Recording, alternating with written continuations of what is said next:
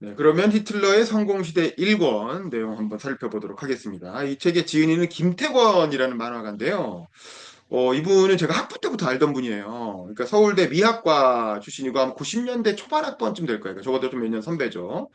이 양반이 서울대에서 진보평론인가 뭐 하여간 서울대에 그냥 교지가 있었어요. 그 학년 신문 말고도 교지가 나오는 게 있었는데 거기에 이제 연재를 만화로 연재를 하신 분이었고 원래 전문적인 만화가는 아닌데 그냥 대학생으로서 그냥 끄적끄적 그린 거야. 끄적끄적. 근데 그게 굉장히 촌철살인이고 재밌었어요. 그래서 그 당시에도 꽤 유명한 분이었고 나중에 졸업하고 나서 아예 본격적으로 전업 만화가가 돼서 그래서 어디 근데 한겨레 연재하신 건 아니에요. 한겨레 그림판은 그 유명한 박재동, 박시백, 장봉군 이 세 명이 연달아 가면서 이렇게 연재를 했고 이분은 어쨌든 독자적으로 만화 단행본 출판, 그 시사 만화 단행본 출판으로 승부를 하셨고 가장 유명한 게 이제 십자군 이야기라는 5권짜리 십자군의 역사를 요런 그림체예요. 딱 요런 그림체로 십자군의 역사를 5권짜리로 그린 게 있는데 이것도 굉장히 퀄리티가 있는 좋은 작품이었는데 당시 아델 부시 정권의 이라크 침공을 비판하는 그걸 이제 십자군에 묻어서 비판하는 그런 내용이었죠. 근데 아쉽게도 5권까지 나오고 중간에 그냥 중단이 돼버렸어요. 그래서 끝까지 못 갔고 한비자에 관한 만화책도 좀 그리셨고 어린 왕자에 관한 만화책도 그리셨고 그랬는데 어쨌든 제가 봤을 때는 그래도 가장 걸작이라고 할 만한 게 바로 이 히틀러의 성공 시대가 아닌가라는 생각이 들어서 이걸로 한번 제가 독서 모임을 하자고 제안을 드렸고 그래서 저는 이 굽시니스트 그리고 박시백과 함께 이 김태권 아백이 현재 대한민국을 대표하는 3대 시사 만화가다라고 생각을 해요. 근데 이제 굽시니스트는 지금도 아주 활발하게 활동하고 있고 박시백 화백도 그 자기만의 그 조선왕조실록, 뭐 일제시대사, 고려왕조실록 이렇게 해가지고 대작을 뽑아내면서 이제 그야말로 거장의 반열에 올라가셨는데 어찌된 일인지 그 김태건 아백은 요 이후로는 작품 활동이 없어요. 요 이후로는 한동안 제가 언급드린 거 외에는 이렇다 할 작품 활동이 없어서 뭔가 이렇게 만화가의 길을 포기하신 건지 왜냐면 이게 단행본 만화 시장에서 살아남는 게 진짜 어렵거든. 차라리 무슨 이렇게 신문사 같은 거에 고정 연재를 하시거나 그랬으면 좋았을 텐데 어쨌든 그래서 요즘의 근황이 좀 궁금한 분입니다. 혹시 이거 보시면 근황 좀 알려주세요. 새로운 작품 발표 기다리고 있습니다. 팬으로서. 이 히틀러의 성공시대라는 건 아까 많은 분들이 얘기하신 것처럼 2012년에 나온 책이에요. 2012년이면 이명박 정부 때잖아요. 그러니까 이명박 정부가 거의 끝나가고 그해 말에 박근혜, 문재인의 첫 번째 대선 이제 대결이 있었죠. 그리고 박근혜가 승리해서 박근혜 정부로 이어지게 되는 그야말로 우리나라 보수 정권의 민주화 이후 보수 정권의 전성기를 한참 달릴 때야. 그러니까 이제 책 내용을 보면 이명박을 약간 풍자하는 듯한 그림이 중간중간에 나오죠. 그래서 이제 그걸 그 시대상을 반영한 이 사람은 기본적으로 운동권이고 진보 진영의 이제 입장에서 만화를 그리는 사람이고 이제 그걸 부정하면 뭐 어쩔 수 없죠. 그러면 그냥 안 보시면 되는 거고. 근데 그래도 그런 가치관을 공유한다는 전제 하에 얘기를 하고 있는 겁니다. 그래서 이미 온라인으로 뭐 무슨 온라인 동아리 같은 데서 연재를 했던 것 같고 그걸 나중에 모아서 이렇게 책을 내신 거죠. 근데 저는 그래도 이분이 참 대가다. 그래도 이제 참 비판적인 지식인이다라는 생각이 든 건 서문을 보면 이제 그걸 비판을 해요. 그러니까 자기가 이런 만화를 그리니까 히틀러 만화를 그리니까 댓글도 그렇고 뭐 지인들의 연락도 그렇고 좀 그 이명박 혹은 그 당시 박근혜 이런 야당 정치인들을 히틀러처럼 묘사를 해줘라. 그놈들이 결국 현대의 히틀러 아니냐라는 식으로 히틀러 딱지 붙이기를 해달라는 요구가 엄청 많았다는 거야 자기한테. 근데 이제 그게 그쪽만 그러는 게 아니라 지금 보면 그 보수 쪽에도 당연히 그러겠죠. 요번에 최근에도 이재명에 대해서 홍준표 대선 출마하면서 사실상 히틀러라고 얘기를 하잖아요. 지금 이재명도 히틀러라는 비판을 많이 받고 윤석열은 말할 것도 없죠. 윤석열은 아예 친위 쿠데타를 했으니 누가 봐도 히틀러 같아 보이는데 근데 이제 이 김태권 하백은 한국 정치에서 그런 식으로 상대 진영에게 히틀러 딱지 붙이기를 하는 건 잘못된 거다라고 얘기를 해요. 그 히틀러 만화를 그리는 사람임에도 불구하고 그런 식으로 히틀러를 딱지 붙이고 싶어 하는 유혹이 있다는 거지. 예, 정치를 하다 보면. 근데 이제 그런 유혹에 대해서는 자기도 휩쓸려 갖고 자기도 가끔 보수 정치인들을 만편 그리면서 보수 정치인들 밑에 히틀러 코미스움을 붙이기도 하고 막 그랬지만 그 잘못한 거였다라고 본인도 반성을 하고 그런 식으로 상대방에 대해서 히틀러라고 딱지 붙이는 건 우리가 해서는 안 된다. 예, 그런 노력, 그런 건 자제하자. 다만 히틀러의 인생에서 우리가 배울 게 있기 때문에 히틀러를 배우는 거지. 그걸 가지고 상대방을 쉽게 히틀러라고 공격하는 그런 행태는 자기는 명확하게 반대한다라고 서문에서부터 얘기를 하고 있습니다. 그래서 최근 윤석열, 이재명 이런 분들이 다 상대방으로부터 히틀러라는 비판을 받고 있는데 마치 10년 뒤의 미래를, 15년 뒤의 미래를 본 것 같은 어떤 성견지명이 돋보이는 얘기였다는 생각이 들고, 그러면서 이 김태권 씨는 일방적인 어떤 진영 논리의 전달자라기보다는 나름의 책임감을 가진 그런 시사 언론인이자 지식인이다라는 생각이 들었어요. 그러니까 굉장히 좀 단수가 높은 사람이죠. 그냥 단순히 그냥 이쪽 얘기가 좋아하는 얘기만 해주는 사람이 아닙니다. 그리고 책의 맨 앞에 보면 그 총리가 된 찌질이라는 이제 제목이 그래 총리가 된 찌질이라고 해가지고 이제 그렇게 챕터를 시작하는데 한 청년 백수가 아스팔트 보수인 극우 청년인데 갑자기 우연한 기회에 정치에 입문해서 총리가 되고 대통령이 되는 게 가능하겠냐 이런 질문으로 시작을 합니다 이 책이. 그러면서 이제 이거 말이 안 되는데 이게 왜 당시에 왜 이런 얘기가 나오냐면 제가 보기엔 제가 이 만화책을 읽을 때는 딱 누구 생각했냐면 변희재 씨를 생각했어요. 변희재 씨가 사실은 서울대 저도 같이 학교 다녔거든요. 저랑 같이 수업도 들었던 분이에요. 그리고 그때는 변희재 씨가 나름 운동권이었어요. 그래서 노사모 활동도 하고 뭐 그랬던 분이잖아요. 근데 변희재 씨가 이때 막 극우화 돼가지고 극우 논객으로서 막 활동을 하던 시작하는 시기였거든. 다들 막 듣보잡으로 보고. 내가 보기에는 김태권 씨도 같은 미학과니까 모를 리가 없단 말이야. 변희재의 존재를. 아마 좀 후배였겠죠. 그래서 약간 이제 변희재를 놀리려는 그런 이제 그 약간 거기서 나오는 캐릭터도 약간 변희재 같지 않아요? 젊은 시절의 변희재. 그래서 이제 그걸 염두에 두고 쓴 게 아닌가라는 생각이 좀 들긴 했는데. 근데 지금 변희재 씨는 어떻게 됐습니까? 계엄이 될 거 미리 알았던 것 같아요. 그래서 윤석열을 오히려 엄청 까다가 내부쇼 같은 데 나가서 엄청 까다가 어느 날 갑자기 미국으로 망명을 했죠. 계엄되기 몇 달 전에 미국으로 망명해서 미국에서 지금 있어요. 그래서 왜 이상하게 이 사람이 뜬금없이 망명을 했지라고 생각했는데 이거 보면은 이거 뭔가 계엄에 대한 정보를 먼저 알고 왜냐면 너무 그 윤석열 김건희를 판동훈까지 포함해서 막 깠으니까 계엄 나면 자기 죽을 거라고 생각하고 미리 도망간 거 아닌가라는 생각이 좀 들더라고요. 어쨌든 이런 아스팔트 청년 보수 요즘 그 윤 어게인 판에 나오는 그 청년 보수의 원조라고 할 수 있는 그런 변희재 씨를 염두에 두고 살짝 이렇게 풍자한 게 아닌가라는 생각이 들었고 그 보면 실제로 그 히틀러가 저도 이 책을 보면서 처음 수치를 정확히 봤는데 1928년 처음 나치당이 출마했을 때 총선에서는 2.6% 받았다는 거예요. 그 2%대는 우리 치면 자유통일당이나 뭐 우리공화당이나 뭐 이 정도 수준이잖아요. 그냥 있을 수 있는 구정당의 표를 받은 거죠. 근데 바로 2년 뒤에 치러진 30년 총선에서는 갑자기 18% 받으면서 일약 제2당으로 등극을 하고 2년 뒤에 치러진 총선에서 37% 받고 그 다음에 33% 받으면서 왜 이렇게 총선이 잦았느냐 그 얘기는 뒤에 나오죠. 그래서 33년에 독재 정권을 완성하게 되는 겁니다. 그러니까 이렇게 짧은 시간 안에 급성장을 하게 된 이유 그게 뭐냐?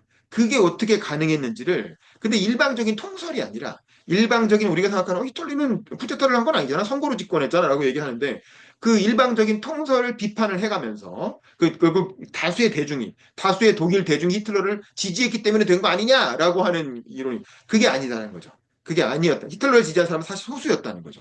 근데 이제 그 어떤 통설을 비판하면서 그 나름대로 당대 독일 우익 정치의 속사정. 사실 우리는 그냥 히틀러만 보지 히틀러 이외엔 잘 안 보이잖아요. 별로 유명한 사람들도 아니고 일반인들이 보기에는. 근데 이제 그런 당대 우익 정치가 어떻게 흘러갔는지 그 속사정을 파헤치면서 히틀러 집권 과정의 비밀을 폭로하는 그런 책이라고 할 수 있습니다. 그래서 그 방식은 결국 히틀러 주변 인물들, 아까 여러분 지적하신 것처럼 히틀러 주변 인물들이 각자의 속셈으로 이게 뭐 히틀러를 일방적으로 좋아하고 막 이런 게 아니에요. 그냥 나를 위해서 한 거예요. 다들 자기 나름대로 이익에 위해서, 이기적인 이유로 자기 자신을 위해서 한 일이었는데 그게 결국에는 이렇게 되치기를 당하고 어쩌고 하는 과정에서 결국 히틀러가 확 부상하게 되는 거죠. 어쨌든 이런 것들을 각자의 인물의 개성과 특성을 아주 잘 묘사해서 원래 역사의 조연으로 잘 스쳐 지나가는 인물들을 하나하나의 어떤 개성을 부여해서 부각시킨 만화적인 과정인 거죠. 그래서 굉장히 그래서 딱 각인되게 하는 좋은 작품이다라는 생각이 들었어요. 그러면서 제일 먼저 나오는 인물이 카를 마이어데이입니다. 저는 이 카를 마이어데이라는 사람은 진짜 이 책에서 처음 알았는데 1차 대전 이후에 상위 군인이 돼가지고 그 실직자 백수로 놀고 있었던 거 우리 다 알잖아요, 히틀러가. 그래서 히틀러라는 사람이 완전히 진짜 아무 기반이 없는 정말 그 청년 백수고 그 찌질이었는데 그런 히틀러를 데려다가 카를 마이어가 뭘 시켰냐? 안보 강사를 시켰다는 거예요. 지금도 안보 강사라는 직업이 있잖아요. 그래서 전국에 있는 그 국군 장병들 그 전국에 있는 그 이렇게 전방 부대 다니면서 안보 강의하시는 분들이 있거든. 그걸 업으로 삼는 사람들이 있단 말이야.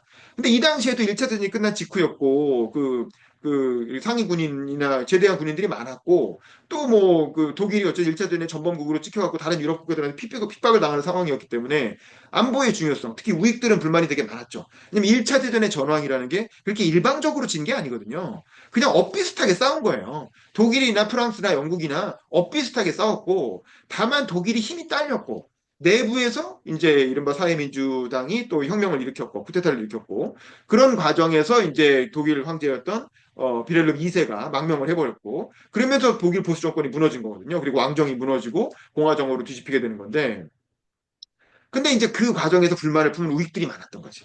그런 우익들이 안보 강사라는 걸 집중 육성을 해가지고 이 사람 대위죠, 현직 대위죠. 안보 강사를 육성해서 이걸 전국으로 안보 강의를 막 시키러 다니면서 그러면서 이제 그 사람들한테 무대를 깔아준 거야.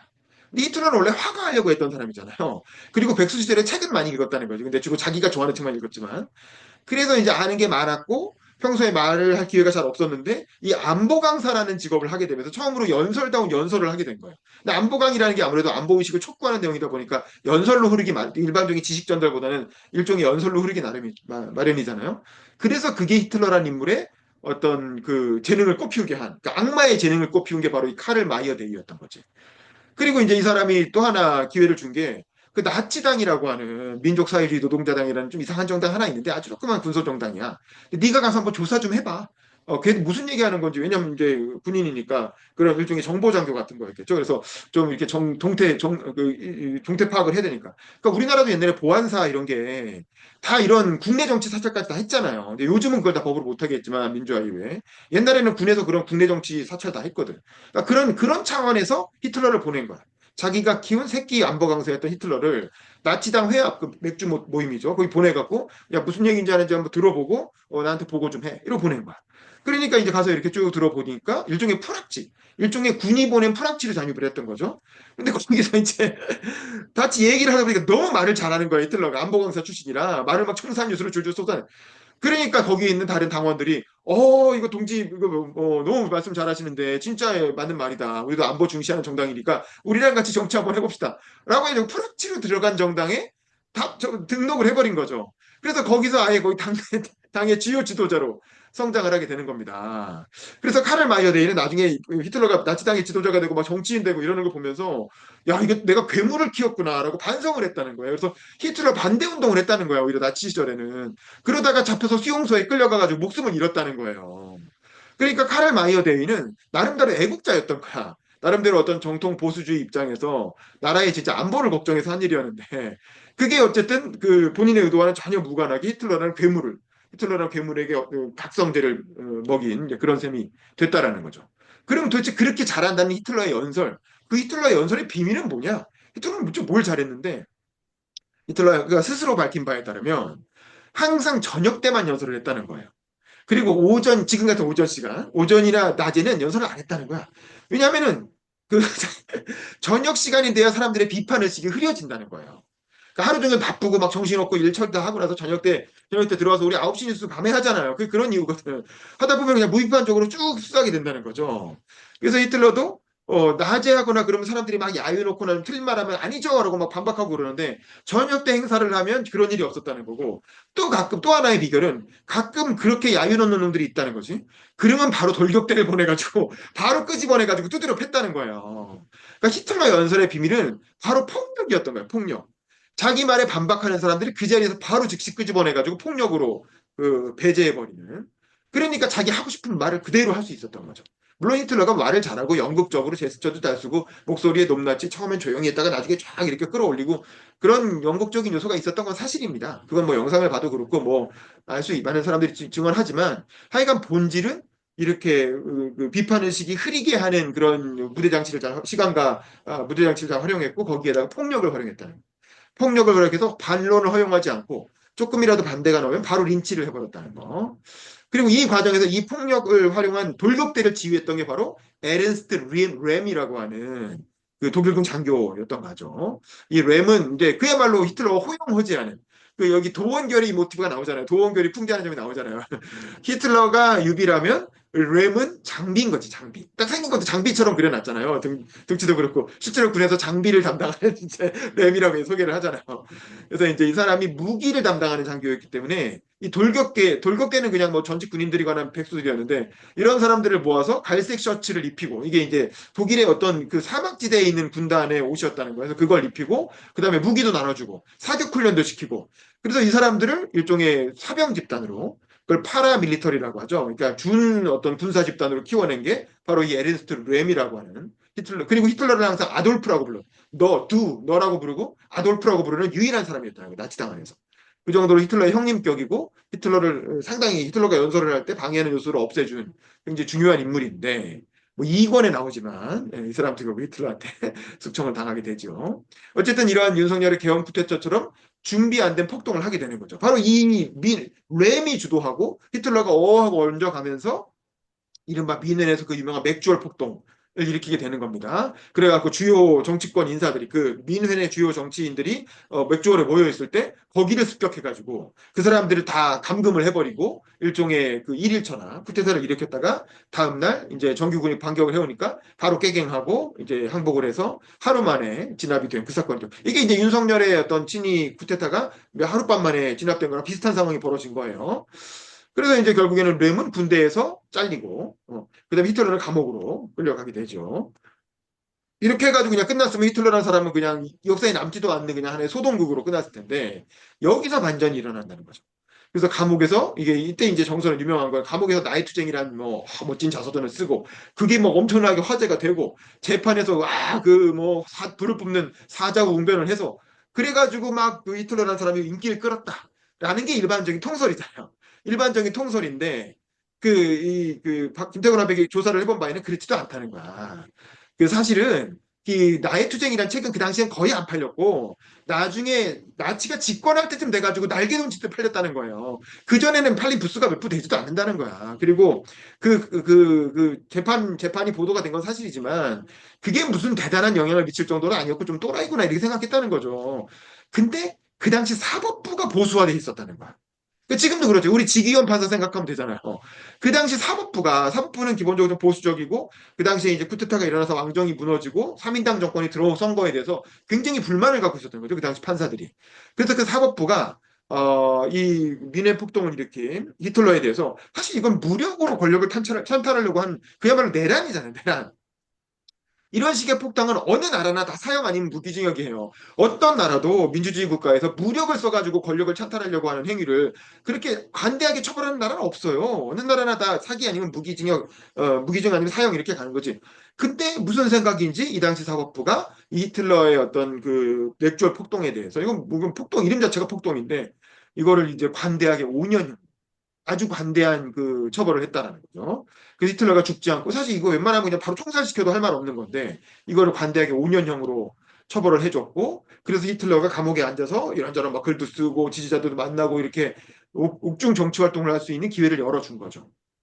그리고 요때 그러면서 히틀러가 다시 재기의 발판이 마련됐다는 거고 그리고 요때 또 하나 히틀러의 경쟁자가 등장하죠. 요 당시에 히틀러의 경쟁대로 그 그레고 슈트라서라고 하는 사람과 오토 슈트라서라고 하는 사람 이 두 형제죠. 이 사람들 얘기는 저도 이 책에서 처음 봤는데 이 사람들이 나름대로 그 나치 안에서 좌파를 담당하는 사람들이었다는 거야. 나치는 좌파와 우파가 이상하게 뭉쳐있는 정당이었잖아요. 그래서 민족 사회주의 노동자당이잖아요. 사회주의란 말도 있어요. 노동자란 말도 있고.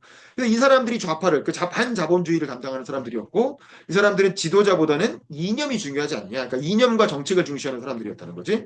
그리고 히틀러는 주로 미넨에서 활동했다면 이 사람들은 베를린에서 활동한 사람들이에요. 그러니까 오히려 보면 이 슈트라스 형제가 더 이너서클이고 더 주류에 가까웠다고 봐야 되겠죠. 근데 이제 요 슈트라서 형제, 그, 그레고 슈트라서의 측근 중에 괴베스라고 하는 청년이, 괴베스라고 하는 그 박사학위도 있었던 그 젊은 그 청년이 있었어요. 근데 이 당시에 불황이니까 뭐 다리도 좀 저렇고 장애도 있었고 박사학위는 있었지만 제대로 자리를 못 잡는 그런 괴짜 학자였던 거지. 근데 요 되게 유약한 청년이 있는데 요 사람이 슈트라서의 어떤 보좌관으로 같이 히틀러를 만나러 왔다가 히틀러랑 원래 이제 막 논쟁을 벌이고 싸우는 자리였는데 그 자리에서 히틀러가 연설하는 걸 보고 말하는 걸 보고 거기서 매혹돼 버린 거야. 그래갖고 오 하고 이렇게 매혹됐고 또 히틀러도 뒤에 앉아서 괴벨스가 몇 마디 거두는 걸 보고, 저 친구 인물인데 이렇게 생각을 했고. 이것도 삼국지에 비유해가지고 마치 동탁이 그 정원의 그 서자였던 정원의 양자였던 여포를 보고 반해서 원래 여포를 죽여야 되나 하다가 이제 아주 그때 이유라고 하는 측근이 죽이지 말고 회유하십시오 이렇게 해가지고 여포한테 적토마를 보내서 회유하잖아요. 그것처럼 그 이제 히틀러가 괴벨스한테 벤치를 보내가지고 회유하는 그런 이제 내용이 나오죠. 그러면 참 비슷해요. 참 이렇게 이게 김태권이기 때문에 동양의 만화가기 때문에 그런 그 동서양의 그 레퍼런스들을 가져다가 이렇게 풍자를 하는 거죠. 근데 다만 여포는 끝내 동탁을 배신해서 죽였지만 괴베스는 끝까지 그 히틀러를 배신하지 않았죠. 그리고 그 벙커에서 히틀러가 죽을 때 같이 죽습니다. 온 가족이 다 집단 자살하는 걸로 같이 죽거든요. 그래서 그런 면에서 보면 괴벨스는 여포보다는 좀 더 충성심이 있었다라는 생각이 들고 그러면서 옆으로 해가지고 괴벨스 여자 이야기들이 나오죠. 괴벨스는 원래 젊은 시절에 굉장히 부잣집 딸하고도 연애를 했는데 괴벨스 자체가 워낙 가난한 청년이었고 다리에 장애도 있었고 그래서 잘 안 됐고 그 다음에 이제 멀쩡한 교사하고 연애를 해서 그 교사가 되게 훌륭한 분이었어요. 그래서 어려운 교배수를 정신적으로도 케어해주고 뭐 경제적으로도 많이 지원해준 것 같은데 갑자기 나치당 활동에 본격적으로 빠져들면서 그 여자친구였던 교사한테 이별을 통보하죠. 왜냐하면 너네 엄마 유대인이잖아. 그러니까 아빠는 독일인이었던 것 같아. 근데 엄마가 유대인이니까 너는 유대인의 피가 섞였어. 라고 하면서 게베스가 자기 여자친구를 버리고 그러면서 이제 게베스가 아마 아주 그 독일 정통의 아주 백인 여성이랑 결혼을 하고 그 자식도 많이 나요. 그래서 아주 그냥 그 독일의 아주 선전을 많이 활용된 아주 이상적인 아리아인 그 독일 가족이라고 해가지고 그 선전에 많이 활용된 가족이거든요. 게베스 가족이. 근데 결국에는 그 어린애들, 그 딸도 있고 아들도 있고 막 진짜 똑같이 예쁜 애들이었는데 걔들을 그 2차 대전 끝나고 벙커에서 자살할 때 다 죽여버립니다. 자기가 다 독약을 먹여갖고 다 자살 죽이고 그리고 와이프랑 자기도 같이 독약 먹고 자살해 버리는데 어쨌든 완전 미친 놈이죠. 근데 어쨌든 그런 얘기가 나오고 그러니까 KBS 여자 얘기가 나왔으니까 히틀러 여자 얘기도 궁금하잖아. 그러면서 이제 히틀러의 여자 얘기로 넘어갑니다. 그러면서 히틀러는 그 이게 정치를 시작했을 때 제가 좀 미안하지만 한동훈 얘기 한동훈이 요즘 보면은 유세하는 거 보면 딱 한동훈이 자기보다 한 10살쯤 위인 50대 60대 할머니들한테 엄청 인기가 많거든요. 마치 트로트 가수처럼. 근데 히틀러는 딱 그런 느낌이었던 것 같아요. 그래서 자기보다 좀 돈 좀 있는 귀부인들이 그렇게 히틀러를 이뻐했다는 거예요. 그래서 자기가 엄마가 돼주고 싶다고 하고 막 선물도 많이 보내고 후원금도 많이 보내고 그랬는데 그럼에도 불구하고 히틀러가 그 여자한테 되게 초연하고 관심이 없는 척 했다는 거야. 그래서 히틀러는 고자 아니야? 뭐 이런 설이 그 당시에도 돌았고, 그 다음에 심지어는 히틀러가 무슨 악마와 계약을 맺으면서 일부러 뭐 고자를 성기를 팔았다 뭐 이런 식으로 그런 그 이렇게 악소문이 퍼질 정도로 히틀러의 여자 문제가 좀 베일에 가려져 있었는데 사실 나중에 밝혀진 바에 따르면 히틀러는 사실상 자기보다 훨씬 어린 그 나이 많은 여자들은 전혀 관심도 없었던 거지. 자기보다 훨씬 어린 여자를 좋아하는 로리콘, 소아성의 성향이 있었다는 거죠. 그래서 37살에 처음 연애는 16살의 미미라고 하는 소녀랑 연애를 했고, 이거는 범죄죠. 몰라, 그 당시에 그런 법이 있었는지 모르지만 지금 같으면 16살이랑 사귀었다는 건 그 자체가 범죄죠. 그리고 또 가장 사랑한 그 여자애는 잠깐 헤어졌고 그다음에 가장 사랑했다는 건 자기가 하숙집에 살던 이복 누나 부부의 딸이었다는 거예요. 그래서 그 조카가 겔리라고 하는 여자였는데 걔 19살이었다는 거예요. 19살 사귀었을 때. 히틀러는 이때 32살의 청년 정치인이었고 그 32살일 때 19살 어린애를 19살 어린 도대체 자기 조카 딸을 좋아해가지고 자꾸 데리고 다니면서 뭐 데이트 비슷한 거 하고 뭐 그러니까 아마 내 생각이 조카였기 때문에 나랑 사귀어줘 뭐 이렇게 말하진 않은 것 같아요. 근데 이제 다른 만화책도 보면 계속 이렇게 가스라이팅을 하는 거죠. 너한테 나밖에 없어. 내가 널 얼마나 아끼는지 알지 이러면서 데리고 다녔고 계속 집착하는 모습을 보이고 걔가 다른 남자 못 만나게 하고 막 그랬던 것 같아요. 그러다가 결국 이 조카 딸이 너무 스트레스를 받아갖고 히틀러는 군인 출신이었으니까 권총이 있었던 거죠. 항상 권총을 차고 다녔잖아요. 히틀러 권총으로 자살을 해버리죠. 그 조카 딸이. 그렇게 해서 비극적으로 끝났고 히틀러가 진정 사랑한 건 바로 이 조카 딸이었다는 거예요. 그 나중에 23살이나 어린 에바 브라운하고 공식적인 연인 관계였고 벙커에서 죽기 하루 전날 결혼식을 했죠. 그리고 다음날 바로 같이 둘이 자살해서 죽었는데 어쨌든 히틀러의 여러 가지 기록들을 보면 진심으로 슬퍼하고 그 사랑했던 거는 이 겔리라고 하는 소녀, 자기 조카였다. 그러니까 결국 근친상간에 대한 그 소아성애에다가 근친상간까지 했던 약간 뭐 이게 지저분한 놈이야. 기본적으로 인간적으로는 뭐 도저히 정당하기 어려운 그런 거죠. 어쨌든 그랬고. 그래서 그리고 히틀러가 진짜 마음을 열고 사랑했던 건 사람이 아니라 개였다는 거예요. 항상 개를 키웠고, 개를 항상 좋아했다는 거야. 그러면서 이제 시기별로 키웠던 개 이름도 막 나오잖아요. 근데 그 왜 개를 좋아하냐고 했더니, 개는 나에게만 복종하기 때문에. 사람은 이 사람 저 사람 막 눈치도 보고 막 배신도 때리고 그러는데 걔는 일방적으로 처음부터 끝까지 나한테만 복종한다는 거야. 그래서 걔를 사랑한다는 거야. 이쯤 되면 거의 정신병이라고 봐야겠죠. 지금 이거 제대로 된 사람이라고 볼 수 없죠. 어쨌든 이런 아스팔트 청년 보수에 가까웠던 히틀러를 일약 전개의 스타로 키워준 귀인이 있었다는 거지, 귀인이. 그 귀인이 누구냐? 그게 바로 후겐베르크. 이렇게 후겐베르크라고 하는 인물이 있었다는 거야. 근데 이 사람은 본인 스스로가 재벌이었으면서 보수 정당의 중진 정치인이었고, 거기다가 뭐 수많은 언론사를 사들인 언론 재벌이었다는 거예요. 근데 이 사람이 히틀러를 집중적으로 밀어주면서 히틀러라는 사람이 갑자기 일약 중앙정계의 스타로 등장하게 됐는데, 그 이유는 뭐냐면 후겐베르크 자체가 그 아까 말한 3인당 정권에서 좌파와 이 공화국, 왜냐면 이 왕정을 살았던 사람이니까 이 사람은 평생을 거의 왕정 안에서 왕정의 시민으로 살았던 사람인데 갑자기 비렐름 2세가 도망가 버렸으니까 뭐 왕정 복고를 할 수는 없지만 어쨌든 이 공화국이 너무 짜증나고 싫은 거야. 도대체 우리가 언제 공화국을 살았다고 왜 우리가 저런 좌파 밑에서 공화국으로 살아야 돼? 우리는 왕국으로 돌아가야지 이런 생각을 이제 그 왕국 때 독재 국가가 좋다고 생각을 했던 거죠. 근데 본인은 정치인으로서 별로 인기가 없었다는 거예요. 우리가 치면 뭐 김무성이나 김기현이나 뭐 이런 정치인인 거지. 그런 사람들 정치권에서 힘은 있지만 아무도 인정 안 하잖아요. 대중들은 인기가 없잖아요. 그러니까 당대표 나오거나 뭐 대선 후보로 나오면 다 떨어지잖아요. 권성동, 뭐 권영세 이런 사람들. 당내에선 힘이 있어도 선거 나오면 대중들한테는 다 떨어지잖아요. 그 대선도 못 나오잖아. 그래서 별명이 햄스터였다는 거예요. 그래서 이제 자기들끼리는 뭐 음발의 여우 뭐 이렇게 불렀는데 일반 대중들의 별명은 햄스터였다는 거예요. 생긴 것도 약간 그렇게 생겼고. 그러니까 자기는 도저히 안 되니까 뭔가 대중들이 좋아할 만한 인기 스타를 키워서 집권을 해야 되겠다고 생각을 했고 그 마치 십상시가 이거 자꾸 삼국지 비유를 합니다. 십상시를 잡기 위해서 하진이라는 대장군이 동탁을 끌어들이잖아요. 그것처럼 근데 결국 하진은 동탁한테 그 과정에서 죽죠. 마찬가지예요. 이제 그 후겐베르크가 히틀러를 끌어들여서 침체에 빠졌던 독일 우익을 활성화하려고 했다는 거지.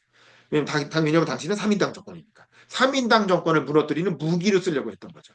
하지만 진심으로 지도자로 모시려고 했던 건 당연히 아니었고, 그냥 삐에로처럼 활용하다가 버리려고 한 거예요. 왜냐면 내가 중심이고 쟤는 그냥 도구인데. 특히 히틀러가 괴벨서를 활용해서 슈트라스 황제를 당해서 쫓아내는 과정을 보면서 아 이거 휴겐베르크가 본격적으로 히틀러를 독일의 이너서클에 넣어줘야 되겠구나라고 생각을 했다는 거죠. 아 저놈이 당을 장악하는구나. 그러면 내가 이제 끌어줘야 되겠다. 그리고 또 이때 또 하나의 조력자, 또 하나의 우익 음모론자가 등장하는데 그게 바로 누굽니까? 힌덴부르크 당시 대통령의 아들 친구였던 쿠르트 폰 슐라이어라는 거야. 허허허 슐라이어. 음모론자라는 거죠. 음모론자. 그래서 음모를 가지고 있는 장면으로 자꾸 나오는데 어쨌든 이 후겐베르크와 슐라이어 이 두 명이 결정적으로 히틀러를 도와주게 되는 거죠. 그래서 이 양반도 이 슐라이어도 공화국과 좌파를 아주 혐오하는 힌덴부르크 대통령도 1차 대전의 영웅이잖아요. 그래서 이미 이 사람은 그 왕정 시절에 그 거의 뭐 비스마르크 시절에 잘 나갔던 장군이에요. 그래서 1차 대전 때 또 은퇴했던 사람인데 1차 대전 터지니까 다시 복귀해가지고 은퇴한 정년 퇴임한 장군이 다시 복귀해가지고 뭐 타넨부르크 전투인가에서 또 승리를 했죠. 그래서 동부전선에서는 힌덴부르크하고 루덴도르프란 장군이 잘 싸워가지고 동부전선은 이기고 있었어요. 근데 서부전선에서 지는 바람에 패전을 하게 되는 거거든요. 그러니까 이 사람은 영웅으로서 전쟁 영웅으로서 그러니까 그또 3인당 정권에서 어차피 대통령이라는 건 의전적인 대통령일 뿐이지 실제 권력은 없는 거니까 그냥 국민들이 인기가 있으니까 의전적인 대통령이 된 것뿐이었는데 이 대통령의 아들 친구인 슐라이어가 딱 붙어갖고 음모를 계속 공급해주면서 이 힌덴부르크 대통령의 마음을 흔드는 거죠. 그걸 통해서 전국을 막 불안정하게 만든 거죠. 왜냐면 그 당시 이상하게 의전적 대통령인데도 국회 해산권이 있었다는 거예요. 그래서 이제 그걸 이용해가지고 거기다 시행령을 발표할 수가 있고 국회 해산시켜놓고 시행령 발표하면서 그걸로 이제 자꾸 이렇게 전국을 흔든 건데 그 흔들어지는 전국 틈에서 히틀러가 계속 총선을 나오면서 의석수를 늘릴 수가 있었던 거죠. 그러다 보니 1930년과 32년에 세 번이나 총선을 했고 이 기회를 틈타서 나치당이 결정적으로 20%대, 30%대 집권으로 쫙 득표를 하게 되는 겁니다. 그리고 결국에는 나치의 집권이 결국 슐라이어와 힌덴부르크가 판을 깔아준 그런 셈이 된 거고 더구나 이때 마침 세계 대공황이 오고 집권 중이던 3인당이 제대로 대응하지 못하면서 우익도 싫고 좌익도 싫다. 그러면서 이런 정치 혐오 정서가 만연하게 되는 거야. 이 우리나라도 지금 비슷하잖아요. 이럴 때 나치는 민족 사회주의 노동자당이라고 하는 좌익도 아니고 우익도 아닌 그런 이상한 이름을 쓰면서 일반적인 유권자들을 유혹하고 혼란스럽게 만든 거죠. 그리고 괴베스는 돌격대를 지휘하면서 히틀러와 함께 또 하나의 나치를 대표하는 웅변가로 확 선거운동을 이끌게 됩니다. 이때 또 베셀이라고 하는 청년 돌격대원이 있었는데 좌파들이랑 맨날 길거리에서 싸우는 게 일이야. 서로 총도 쏴. 그러다 보니까 총에 맞는 사람도 생기겠죠. 그래서 베셀이 머리에 총을 맞아갖고 며칠 끙끙 앓다가 죽어요.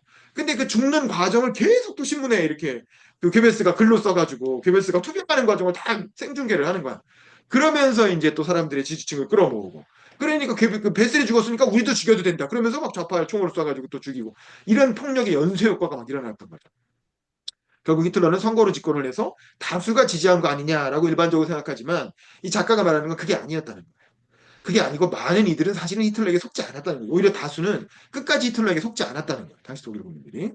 그리고 히틀러의 정책은 혼란 그 자체였다는 거죠. 아까 말한 것처럼 앞뒤가 하나도 안 맞고 정책이나 강령을 정리하는 게 불가능했다는 거예요. 글로 써가지고 정리할 왜냐 앞에 한 말이랑 뒤에 한 말이 다른데 어떻게 한 편에 글로 씁니까? 그래서 도저히 불가능했고 오로지 지도자만 강조했다는 거죠. 이게 이제 피어러십이라는 거잖아요. 피어러가 지도자죠. 그래서 그 지도자만 강조하는 거였다는 건데 그래서 이 1930년 나치가 그 성공했던 그 선거를 보면 닥치고 일치단결, 닥치고 국민통합 이것만 강조했다는 거예요. 그러니까 일종의 히틀러판 중도화 전략을 쓴 거죠. 그전에는 공산당 비난하고 유대인 비난하고 그러다가 요 선거 때, 요 의석을 가장 많이 얻었던 선거 때는 그런 얘기를 안 했다는 거야. 그리고 국민통합만을 강조, 일치단결, 국민통합, 지금 우리에게 필요한 건 단결이다. 이 얘기만 했다는 거예요. 근데 그럼 어떻게 단결할 거고 어떻게 통합할 건데 라고 물어보면 또 뾰족한 방법은 없었다는 거죠. 왜냐하면 아까 말한 대로 정책이 없으니까. 그리고 오로지 히틀러라는 인물만 강조한 거예요. 인물만. 그래서 지도자 원리만 강조했고 근데 여기에다가 1928년 대공황이 터졌잖아요. 그러니까 사람들은 아유 과거가 좋았어. 지금 정치판은 다 개판이야. 뭐 좌파고 우파고 믿을 놈 없어. 그리고 오히려 과거가 예를 들어 비스마르크 시절이 좋았던 거지. 그 몇십 년 전이잖아요. 충분히 기억할 만한 시기잖아요. 그러니까 그 차라리 과거가 안정적이고 나라는 발전했고 해외에서 식민지도 조금씩 만들고 있었고 전쟁도 이기고 있었고 좋았는데 이게 뭐야? 라고 생각하는 그런 상황을 그 과거의 희구 심리 그러니까 우리가 지금 박정희 향수 같은 거죠. 박정희 시절이 좋았어. 차라리 그때는 나라도 발전했고 자고 나면 조금씩 부자가 됐고 뭐도 안정적이었고 뭐 이렇게 생각. 그 심리 그 과거 희구 심리에 기대 가지고 더군다나 당신은 어때? 그렇게 되면 현재가 마음에 안 드는 거잖아요. 현재는 3인당 정권이요.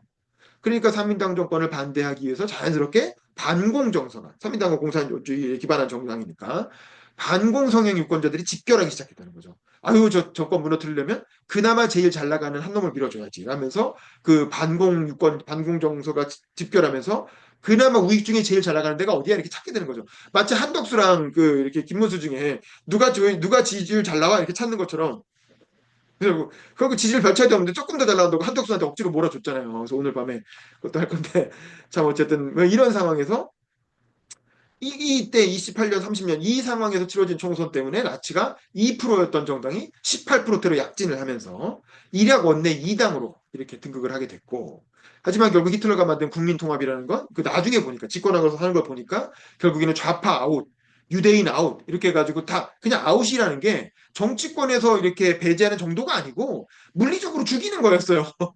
그러니까 더 무시무시한 거죠. 좌파하고 유대인을 잡아서 다 수용소에 밀어넣고 독가스를 살포해갖고 다 죽여버린 거, 다 비누로 만들어버렸어요. 그래서. 그러니까 이게 인간의 상상을 초월하는 거죠. 그냥 아웃이라는 게 그냥 정치권에서 뭐 정당을 해산하고 정치 활동을 박탈하고 그래서 그냥 정치를 못하게 하는 정도면 그건 일반적인 상상 그 범위 안에 있는 거죠.